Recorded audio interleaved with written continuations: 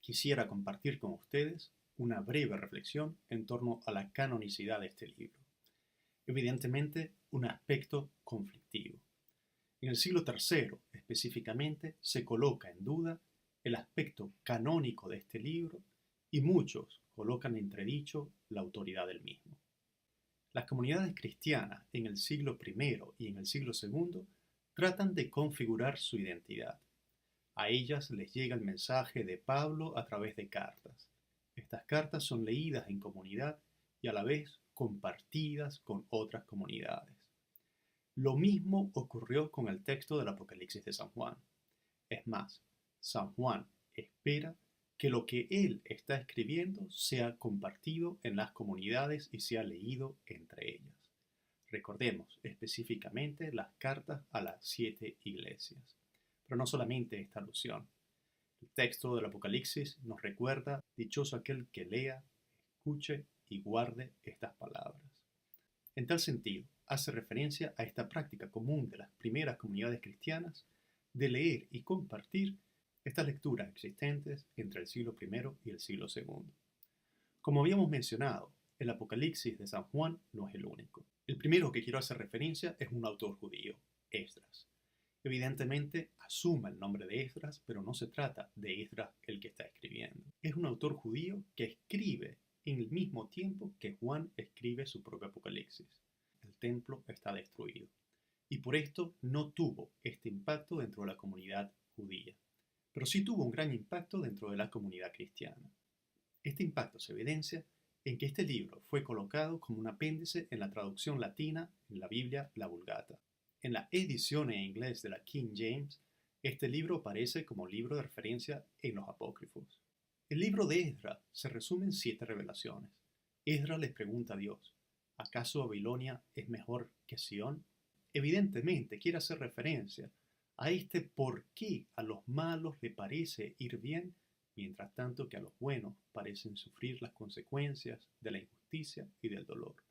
A lo que Uriel responde que no está dado a los humanos conocer los planes de Dios, y lo invita a esperar a que se complete el número de los elegidos, haciendo una clara referencia a Apocalipsis 6, 10, 11.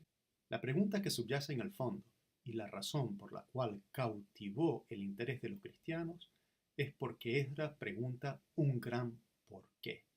Este por qué lo dirige a Dios, y Dios le responde. Uriel le promete una gran recompensa para todos aquellos que se han mantenido fieles. En un aspecto similar al Apocalipsis, Esdras representa al imperio ya no como una bestia, sino como un águila de 3 cabezas. A Jesús lo presenta como un león. Recordemos que el Apocalipsis también lo presentará como un león, pero sin embargo añade el texto del Apocalipsis una figura que lo complementa: el cordero degollado. Esta dualidad simbólica entre león y cordero enriquece mucho más el papel y el rol de Cristo en la historia de la salvación. Al final, Esdras presenta una figura humana que surge del mar y con una bola de fuego que sale de su boca acaba con la bestia.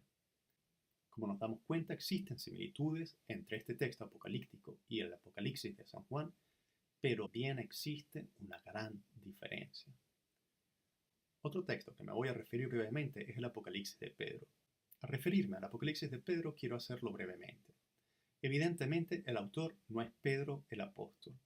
Muchos apocalipsis asumían los nombres de alguna autoridad para así validar su mensaje. Este texto fundamentalmente trata de las penas que sufrirían todos aquellos que han sido infieles a Jesús. De esta forma, este Apocalipsis nos presenta una descripción detallada de los padecimientos eternos de acorde con el mal que se ha cometido en la tierra. Por último, otro texto apocalíptico es el Pastor de Hermas. Es curioso que este texto ya no coloca la contraposición entre las comunidades cristianas y el imperio. La comunidad cristiana ha hecho las paces con el imperio. Por lo tanto, la riqueza de este texto es más bien un manual moral para hacer que la comunidad cristiana sea una comunidad ejemplar dentro de la vida del imperio.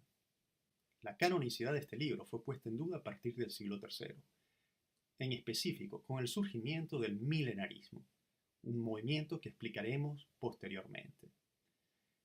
La confusión dentro de la comunidad cristiana y el mal uso de este libro originó que el presbítero romano Cayo, junto con Dionisio de Alejandría, colocaran en entredicho el valor apostólico de este libro, a lo cual evidentemente causa una reacción en la que el mismo Atanasio, Basilio, Gregorio Nacianceno, entre otros, alegan su canonicidad.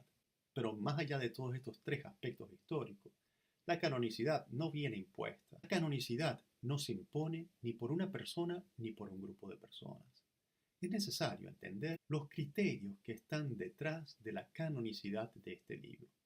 El primer criterio es que este libro contiene las enseñanzas apostólicas, es decir, que tiene un contenido teológico de acuerdo a las enseñanzas de los apóstoles.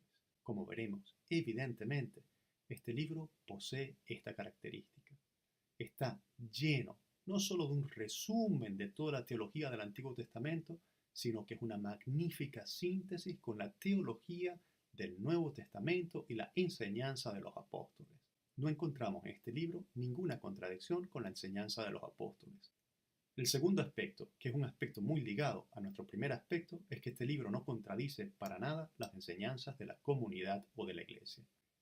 Ireneo de León consideraba que el libro del Apocalipsis de San Juan nos ofrecía una riqueza en las imágenes cristológicas, ampliaba la enseñanza de la iglesia y ampliaba su conocimiento respecto a la imagen de Cristo.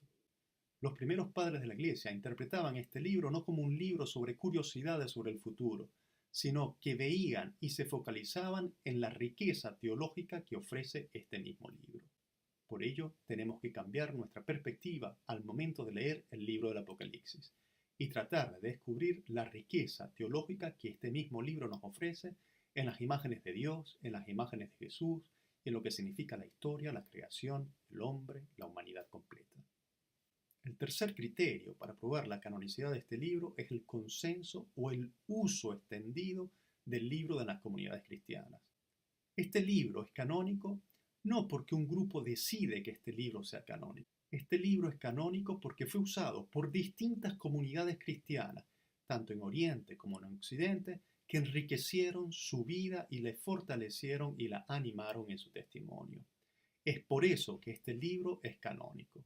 No podemos separar ninguno de estos tres factores, es decir, el contener la enseñanza apostólica, la enseñanza de la Iglesia y el mantener la fidelidad de las comunidades a nivel universal, son tres criterios que no podemos separarlos o considerarlos aisladamente.